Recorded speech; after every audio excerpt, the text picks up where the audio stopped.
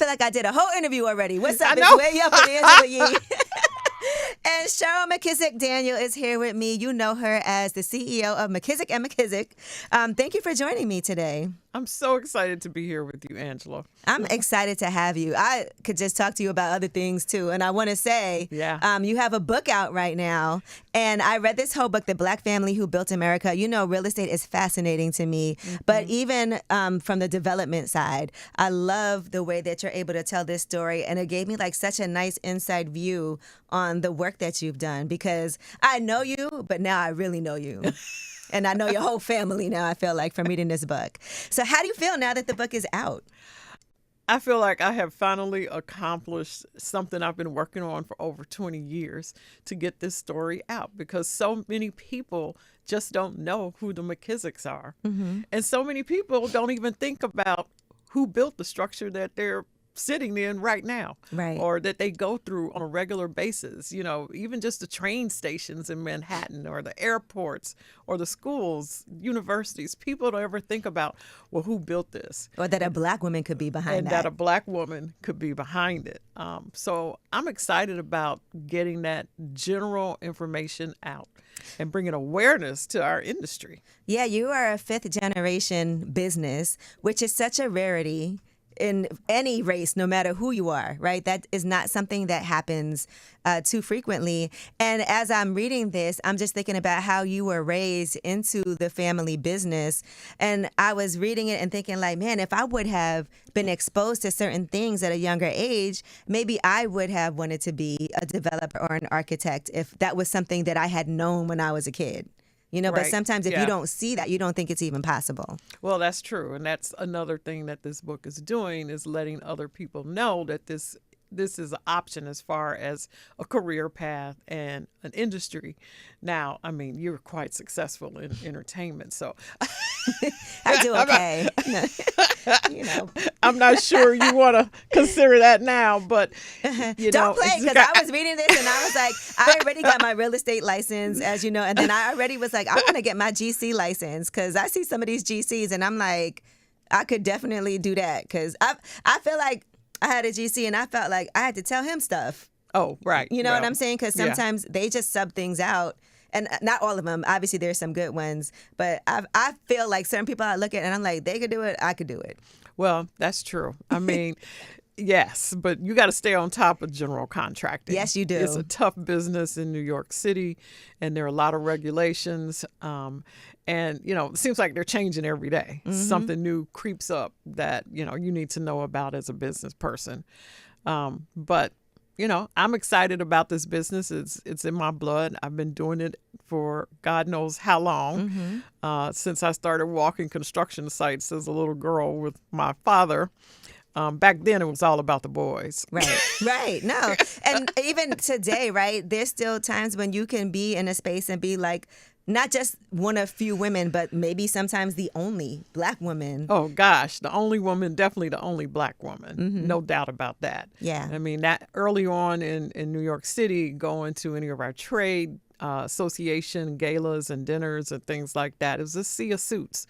You know, you just didn't see any women or people of color in those places. I have to say it's getting better now.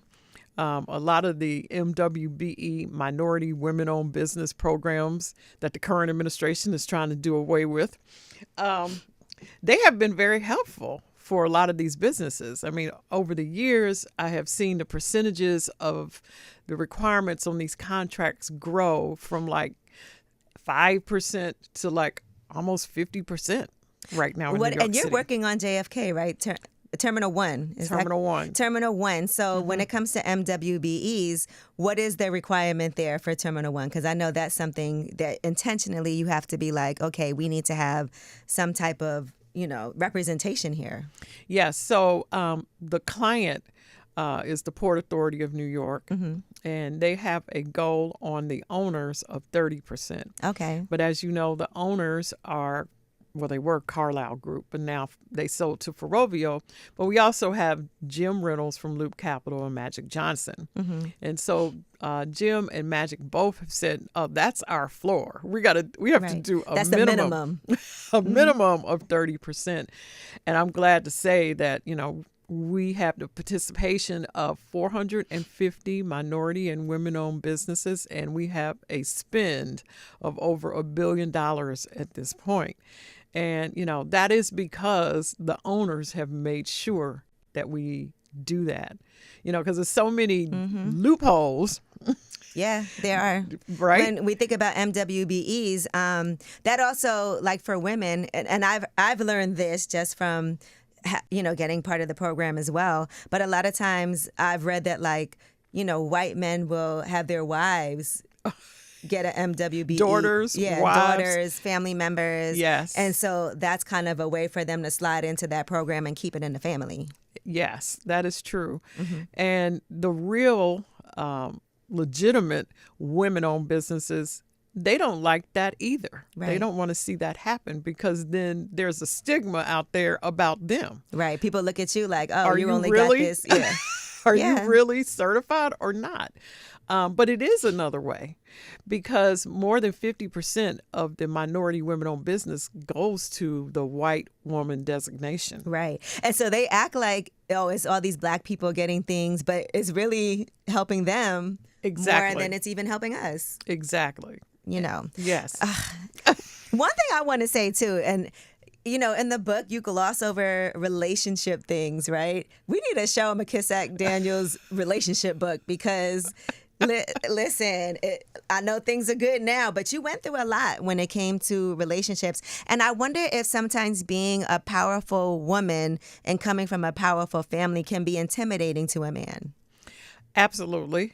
It can definitely be intimidating, especially when your circle is full of men. Construction is basically a man's world. So most of the clients and, partners that I have are men. And so that is intimidating to your husband or to your mate or whoever you're with. But I've had some strong men you got allies who were able to handle it. And then early on, I think people just didn't understand how I was going to navigate through construction and if it would even be successful. Because when I first came to New York, it was all about Wall Street and, the Buppies. I don't know if you remember the Buppies. I do remember those. Oh my gosh. No. Listen, I'm from Brooklyn, so black people. I know the neighborhoods. I know the vibe of it. It was, yeah. So the Buppies, that was all about working for Fortune 500 companies and Wall Street. So if you weren't doing that, then, you weren't really a shaker and a mover. So I don't know early on if I was even considered to be a shaker and a mover, just more of, this poor black girl out here trying to promote her company from Nashville, Tennessee, and the big city of New York. I think we'll pass. Even before you joined the family business, you also worked, though. You had other jobs. You worked at other firms before you ended up saying, okay, your mom called you and was like, we need you back here. Yeah. Your father had a stroke, and she really needed that support. How important do you think it was for you to step out and step away from the family to learn things on your own before returning? Or do you think that, because I know you have daughters too that are in the business as well, right? And preparing for that. But do you think it's valuable to say, let me go learn things somewhere else and then come back and bring that with me? I absolutely think it's valuable. And it's also just natural to resist what's right in front of you that, you can just step right into. But to go out and work for another firm, and a firm that's much larger, that, is basically a white male owned and dominated firm, it really gives you, it's a positive and a negative. The positive, you get the great experience that you need for your own business, but also lets you know there could possibly be a glass ceiling there that, you don't see anybody in leadership that looks like you. Right. And that's how it was back then. And so you begin to understand right away, well, if I want to chart my course and be in control of my destiny, then maybe I need to go back and do something on my own. Right. And I'm glad I made that choice. I mean, I feel like at the end I won with that. It wasn't always easy, and people didn't always understand it. But I look at it now, and I see that, a lot of my friends who went into the Fortune 500 corporate America, and they went the corporate route, they're out now. Right. Because they ask you to retire at a young age. I'm retiring when I get ready. Right, yeah. And you probably, even when that happens, you're still going to have a hand in it. I mean, it's still a family business, about to be, sixth generation? Exactly, 6 generations. So I think it's natural to have a little bit of rebellion against your family business and to go out and try something new. And it's good to do that.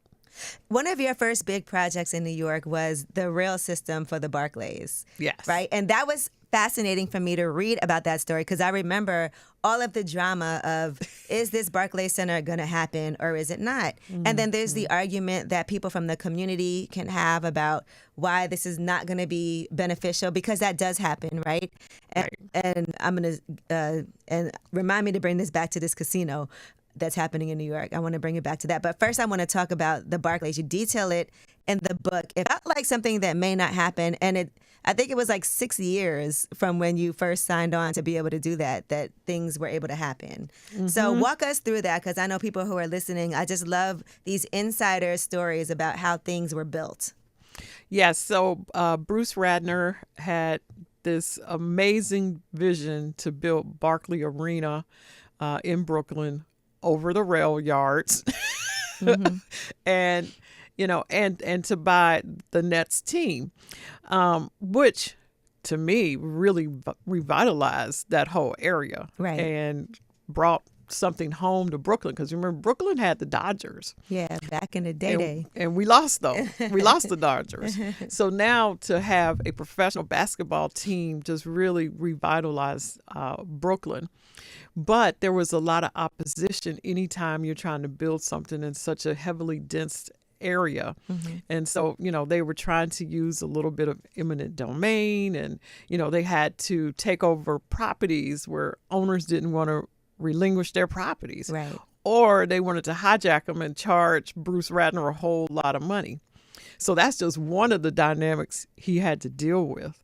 But then dealing with the expense of a project that size. I mean, you're moving the rail where the MTA is stores their trains during the day.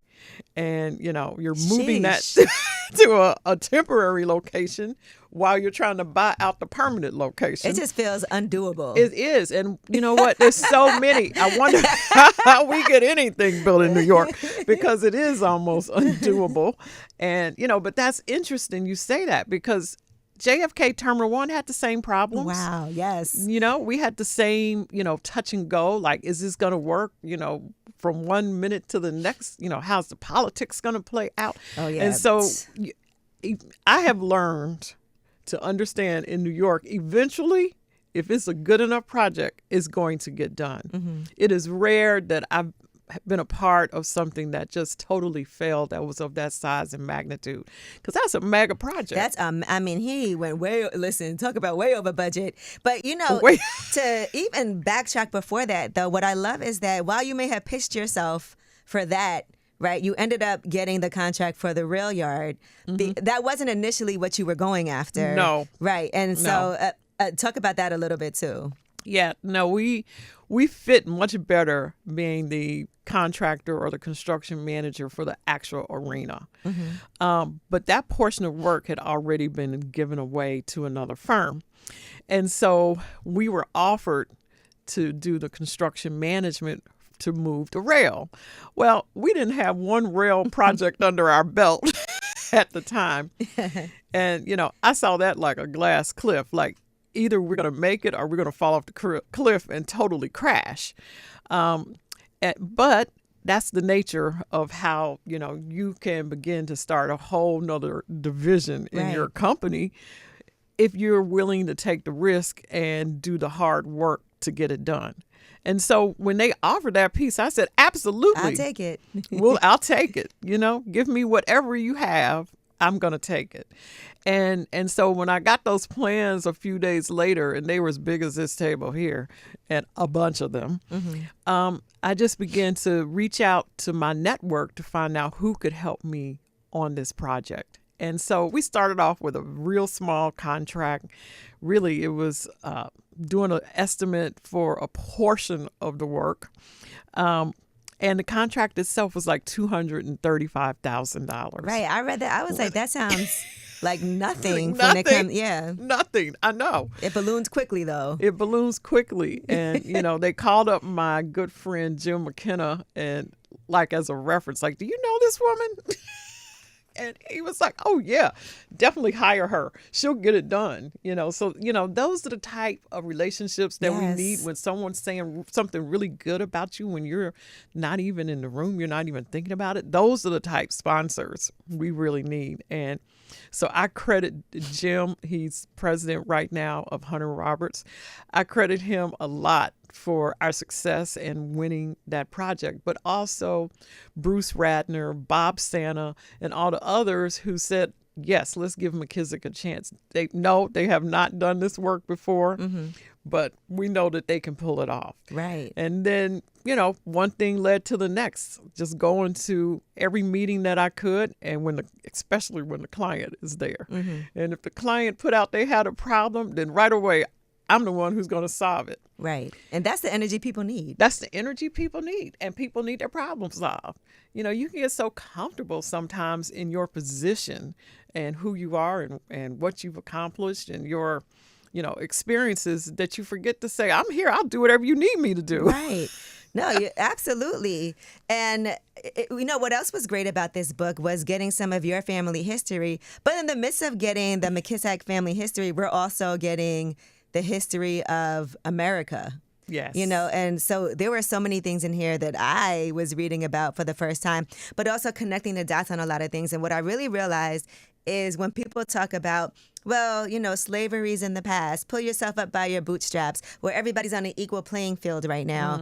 And when we talk about all the things that have happened in the past that still affect us to this day, and when we think about the current administration trying to get rid of DEI everywhere and making sure that we don't have certain opportunities and that there's a lot more obstacles, and when you think about building things and having things taken away from you, or you think about Tulsa, or you think about the education system, or, just things like that, and reading this book, it just does reinforce why programs are needed, because there are so many things that happened for us that got squashed, that are still affecting us to this day. Right. And, it's structural. So it's very hard to change it. After George Floyd, a lot of the Fortune 200 corporations, put in place programs to see what they could do to help. But it wasn't structural. It lasts for the twinkle of an eye, and then it was gone. So that's not helping us long term. We need real help. When you think about venture capitalist money out there, and only 1.2% or less goes to companies of color. And well, you women can't even build less. anything Black without women capital. Even less. Right. And the business I'm in is capital intense. You better have some really good, some money and connections and good connections to build anything in New York City. So, ooh, what do you think about this casino? And I'm so glad you're here, because there's all this conversations, right? Like, I know there's a few different bids out right now to get a casino built in New York. One that people are talking about a lot is the one, because it's Rock Nation. So, of course, in our world, we see those stories more. And you see both sides of things, right? You see people saying, well, this is going to bring, similar to the Barclays, where they were saying it was going to bring a lot more congestion, a lot more traffic. But now they're also saying, well, a casino is going to cause more issues with people addicted to gambling, prostitution, and things like that. If you were going to give me your just unbiased opinion on what you think about a casino in Times Square, what would your thoughts be as somebody who has done huge projects in New York? So my opinion is biased. It is not unbiased. Okay, give us your biased because opinion. I am a partner with Hard Rock and Steve Cohen. Okay. At Okay, point let's clear that 72. So I want to see a casino at the Mets. Okay. And the reason why that makes sense is because Queens needs something big, and you fly into LaGuardia or JFK, you're 10 or 15 minutes from that location. And that location right now is wide open. Right. It's a parking lot. And so to have something beautiful there, I think you can control it a lot better than you can at Times Square. So I am not for Times Square. Yeah. No, we had a conversation about this behind the scenes because I do feel like we do have places we could put it that's not. Yeah, Times Square Yeah. is going to be Something on that top. you kind of have to, yeah. It's going to be floors of casino. If you go to Vegas, Atlantic City, the best thing about a casino is all on one floor. And it's huge. And you get all of that excitement, all that energy on one floor. I just think if it's broken up, Right. that's just not going to have the same effect. And then you can go right from Terminal 1 to your casino. No. I go right from Terminal 1 to my casino. Get that shuttle service going. Now, we talked about politics briefly here, right? But politics have played a huge part in what it is that you do for a living.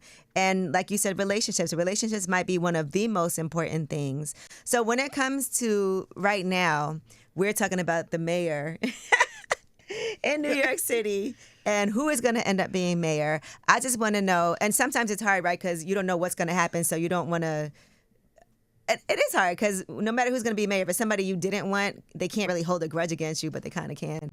But what are your thoughts about what New York City needs and what they would need in a mayor right now? It's a tough city to run. And at the end of the job, no one makes it except Bloomberg. Everyone else sails off into the sunset and you never hear from them again because New Yorkers are tough. But we need somebody tough, and we need someone who understands the system and politics. I feel like at the end of the day that we're going to play a role regardless of who's mayor. Right.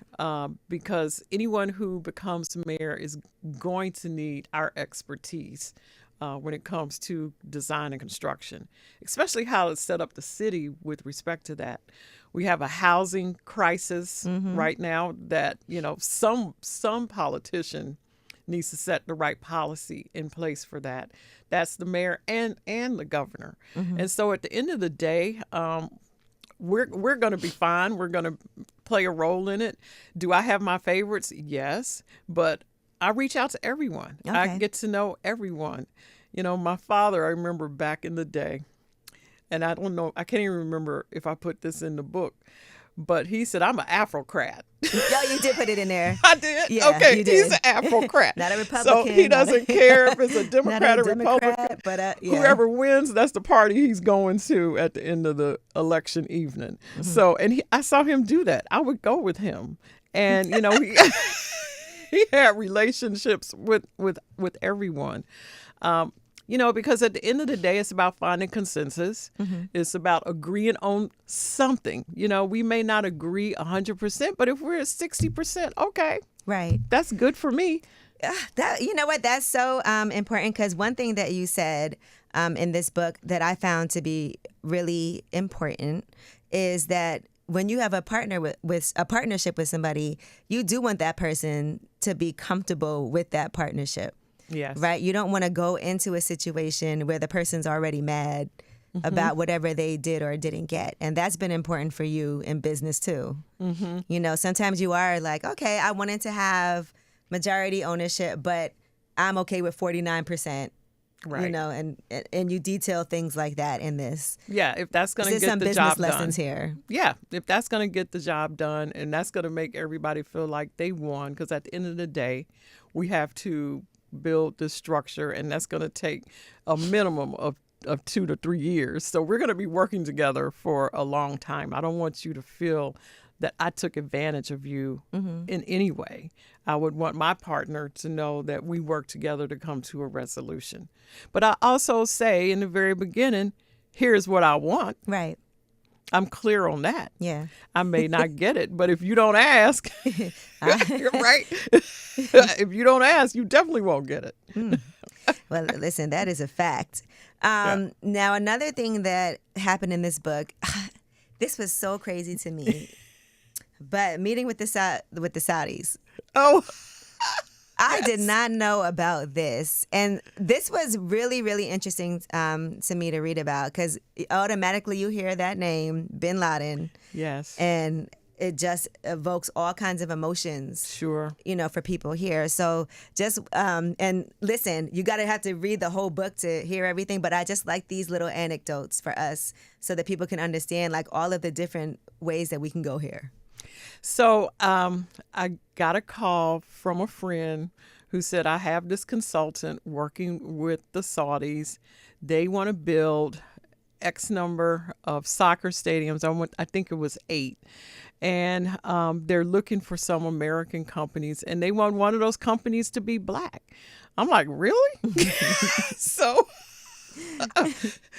I continued to talk to her. We met.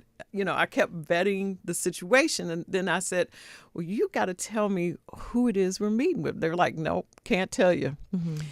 Matter of fact, we need for you to fly to London and meet with him in Hampshire, like next week, like right away. I'm like, well, I need more information. Right. I mean, I got to get on a plane, and they wouldn't tell me. It wasn't until we were in Hampshire at the Four Seasons Hotel walking into a meeting that they told me I was meeting with Saad bin Laden. Woo. I'm like, bin Laden? Like in the bin Laden? Yeah, his brother. But Saad was from the original family, the bin Laden family, who were the largest contractors in Saudi Arabia. Mm-hmm. And so Osama bin Laden was from one of the concubines. Okay. So the father had 50 some odd kids. Osama was one of them.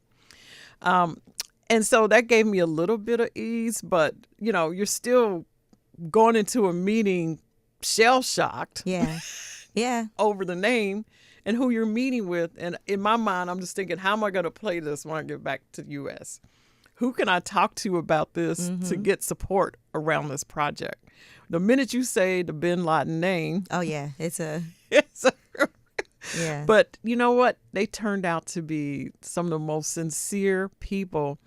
And I felt bad for them because that name is so. Saad had gone to school in Boston. And he said, I could never go back to the U.S. And I miss Boston. I miss New York.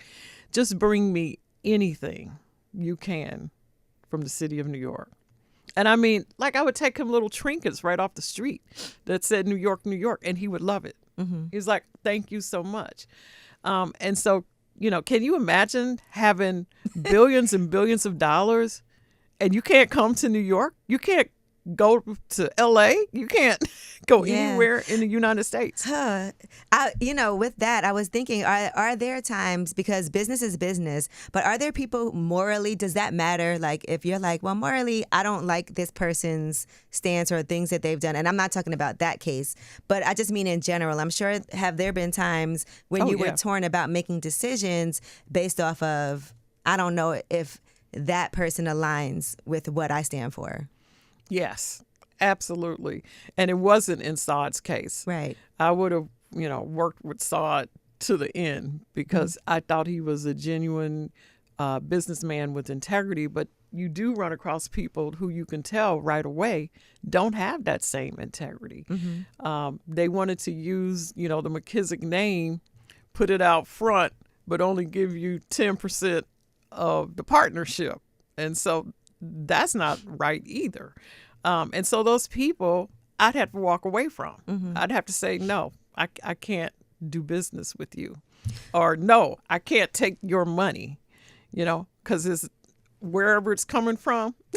Right. It's not the right place. Right. What would you tell somebody who is, say they're new in this business and they're just starting out, they've done the groundwork, but how do you know when to say, okay, I can do the 10% because I'm trying to build my business? Or do you need to really walk away from certain things because you know you want more. Because there's a lot of times we know we want more, but when you're newer in this game, sometimes you have to like build that up.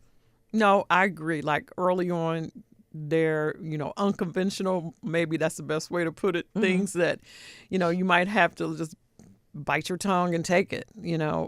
Go ahead and take the 10% or whatever it is to get started. Because if you don't have any revenue, you don't have a business. But then understand this takes time to build up. It is not going to happen overnight.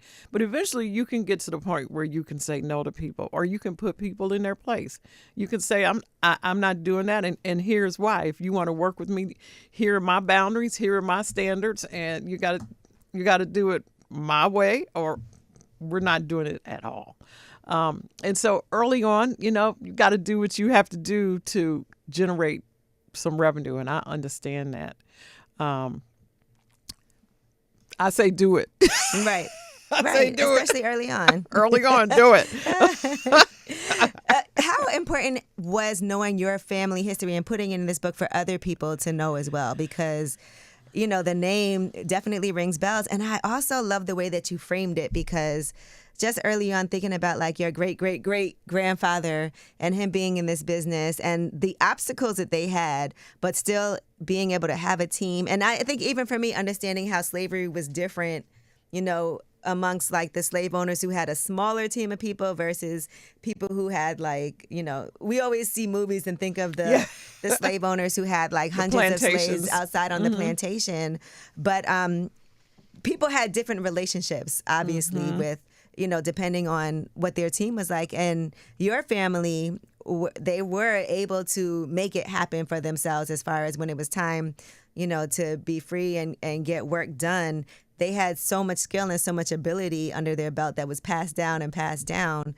How did you learn all of these stories? Like, was this something that your family, I just don't, because I don't know my family history like that. I know, my grandfather could fix watches, and because I used to see him do it, but I don't know where he got that from, or you know what I'm saying? It's just like certain things. It made me feel like I need to dive deeper and get more information.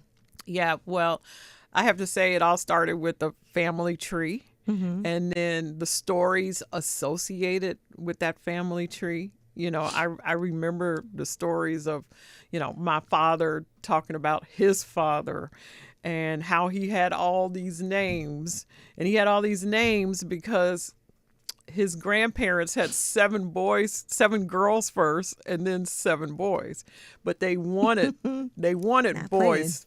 Every time they had a girl, they wanted a boy. So the first boy got all the names of the girls, of the boys they thought they were going to have.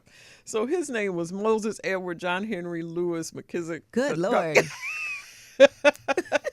So you hear these stories growing up, and it's fascinating, right? You're like, first of all, how does anyone have 14 kids? Right. I'm telling you. And so, it starts with just writing down that family tree. And then I remember another story. They used to say, "Oh, we're related to the Maxwell House coffee people." I'm really? The Go white to the people? last drop.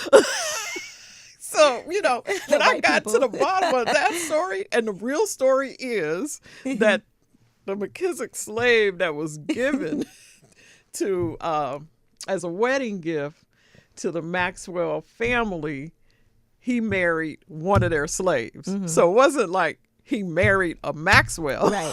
He married a slave. Right. And so, you just start getting to the root. Even the name McKissack. Right. Even the name McKissack is a name. Someone was in Ireland. They called me up. They took a picture and sent it to me. See your name on a tombstone. And I'm like, yeah, well, I'm the Black Irish. I still like to drink. Listen, we're glad you're back with us, The history. And Nick Childs did a lot of history. Yeah. He did a lot of that research, like as far as drawing in the way slaves were treated. Because what we were trying to do was figure out how did the McKissacks make it Right. through slavery and Jim Crow and segregation and racism in the Deep South? How did they make it? Mm-hmm. And so that was probably what started us doing a lot of the research that we did. And then to find out that, the slave master put one of the McKissacks in business, and that was common practice. Mm-hmm. And, I'd like to think like at that time, that's when the birth of a nation. Oh, God. So Nick came up with that. He's like, Cheryl, we had this birth of a nation that took place right around this time. And I'm sure it affected your family business. So let's look into how that affected your family business. You guys even had a cross burned on the front lawn. And that was my generation. That is, who would think? And for people who act like, oh, that was in the past, the fact that that could happen when you were a kid is so wild to me. No, but Angela, that's what's traumatizing even more, forever. What's even more traumatizing is I was at the house of Avon Williams, a civil rights attorney who lived right down the street from J. Alexander Luby. Okay, so all these people right a half a block from Fisk University's campus, and Meharry was right behind their house. So how someone could come into our neighborhood and burn a cross is ridiculous. The house next door was where Honor Bontemps and Langston Hughes used to come visit him. That is crazy. Yeah. To think that people still exist, like that. And back to like talking about government and policy, and you survived through Giuliani. I survived through Giuliani. That in there. That's in there too, right? Yeah. Just he so many sunset all the MWBE laws in New York City. That is, to me, I just feel like even with the the MWBEs, right? Yeah, MWBEs, it helps, but it's not like the be all end all. You know what I'm saying? And people act like we're losing this because they're giving it to unqualified. That is so not what's happening. What's happening at all. Mm-hmm. There's so much opportunity out there that we don't get a chance to even bid on. To participate on. Yeah. It's unbelievable. It's all around us every day of the week. And I think about the larger construction firms, how many are there? It's like 7 or 8 of them. They're doing everything else. Yeah. that we're not doing. So, there was even a point where you got denied a project because of they did a financial clearance on you. Right. But they weren't doing it to other people. No. Yeah, they did that to you, and then we're like, oh, well, sorry, you don't have the capital, the liquid that you needed to be able to do this project. Right. And they wouldn't even tell me what the goal was. They just knew what they didn't the want you to have requirement it. was. They just said, you don't have it. Mm-hmm. And I would think at that point, it's like, I've proven myself. Do you still feel like you have anything to prove? Yeah. I still feel like I have to go in and prove myself over and over again. Absolutely. And overcome the stigma of being a minority, Black-owned business. Because that comes with the stigma, too. Mm-hmm. It does. Yeah. I just feel like you've done so much work and proven yourself. Your family alone, I think, what did you say, 3,000 or buildings and projects? And church, 6,000. Oh, 6,000. Sorry. Whoa. 6,000 churches. Yeah. To me, it's kind of like, what is there still to prove? But do you think that white companies feel like this, like they come in feeling like that? You think that's just a thing in this business, or you think just being they can be mediocre and and they don't have to prove anything. No, I see it happen. People say a lot of times they'll fill up, like something cannot work, and somebody will bail them out. And a lot of times we don't have that system of somebody to step in and be like, "Oh, this didn't work. Well, let me make a call for you."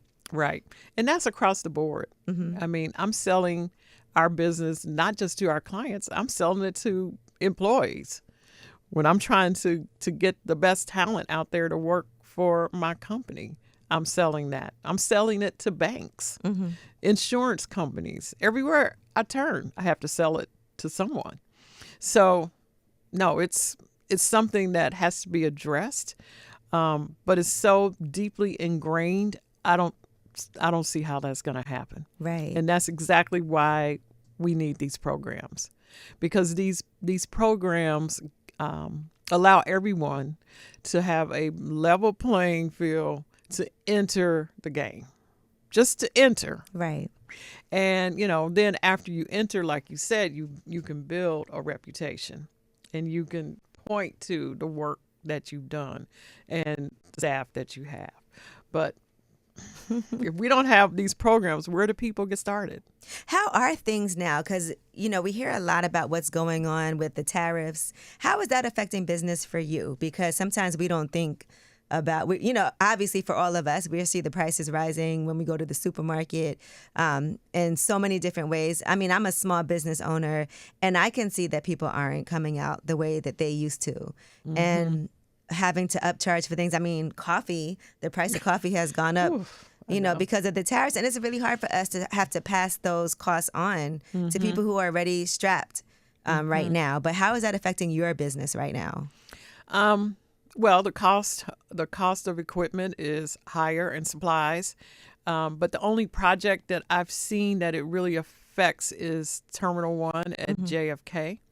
We're finishing up Phase A, but now Phase B is supposed to be starting, but now it's being slowed down because air travel has decreased because people are saying we don't want to go to the U.S. Yeah. Like, we don't want to be bothered with all that. We're not looking good out doing. here. No, we are not looking not good. looking good. We are not. So it's affecting tourism. So that project is slowing down, and that I definitely, is affecting our business. What about even as far as, because I've heard people say who are in construction that it's even hard to get people to come to work at times to build, because even if they're here legally or they're waiting for things, there's so many laws that are getting reversed and people don't know what's going on. People getting stopped and deported that shouldn't even be getting deported. How do you find that's affecting, or is it affecting your business? That hasn't affected us as much. Most of our projects are union projects, so we're drawing from the union halls. So we haven't seen that, but we are trying to bring an employee right now. Trying to figure out where he's from, but he has to go through immigration to get here, and that has been prolonged. And we need this person to work at a high level on one of our projects for the MTA. And we thought he would have been here back in July, but here we are getting ready to go into September, and he's not. Right. And so you think you've gotten through all the paperwork, and then this administration comes up with something else that has to be done. I mean, it is a wild time. And with that being said, I want to also stress the importance, because sometimes people feel like voting doesn't matter. And not even just for the president, but we're talking about mayors, we're talking about governors, we're talking about local officials. And we see how this can affect business just across the board. We were talking about MWBEs and how those were affected during Giuliani, and how things are being affected now with who's in office. And so that is something that I just want to stress too. That's one thing I was thinking when I was reading it. I was like, oop, this is a perfect reason why we all need to make sure we know who's running for office and to get out there and vote too. We absolutely need to vote. Some people feel like, oh, this doesn't affect me, but it does. If you use any government services, then, your water, your sanitation, everything, education, all these things affect us. Now, what if they take all Black history off the books? Are they working on it? Take all the books out of the schools. I saw that one thing where they tried to say slavery wasn't bad. Did you see that? Yeah. They're trying to teach that in schools. Well, they're trying to get rid of all slavery. What would have been worse for them? Slavery wasn't so bad. I was like, what? It's a cartoon. Well, yesterday in the Sunday Times, they had an article about the administration trying to get rid of any indication of slavery. Yeah. That's a real history. Like, I'm like, y'all wouldn't have these happened. Structures here if it wasn't for, you know what I'm saying? It really happened. Okay. But they feel that they don't want it in their face. They don't want to be reminded. So they're trying to get rid of it. Yeah, get them reparations then. We can, Yeah, get the I want my reparations. I don't know about you, Angela. And I want it in the form of no taxes forever. Yeah, forever. Oh my God, that would be a dream come true. Yeah, in perpetuity, no taxes. Oh my gosh. Listen, I can't see that happening. Well, not right now. Maybe. You never thought about running for office? I did long time ago, but now you've read my book, you see I can't pass. Oh no. And you didn't even get the galley. Well, I do want to say this though, work-life balance for you. Because there was a period of time when work was so stressful for you that you had to learn how to even take some time for yourself. And so talk to me about what that balance is looking like now, because like you said, you have all these different projects. You have a book out now that you are promoting, family and everything. And so what was that balance like? I mean, some people will tell you there is no such thing as balance, but what are some things that you have learned that you would share? Well, I think you can get some balance out there between work and your personal life. I think it's important to center yourself on a daily basis, early in the morning. And then we have a meditation room in our office where I take advantage of it. I call it meditation, but it's really a nap. I be asleep. We need that up here. It's a 30-minute power nap.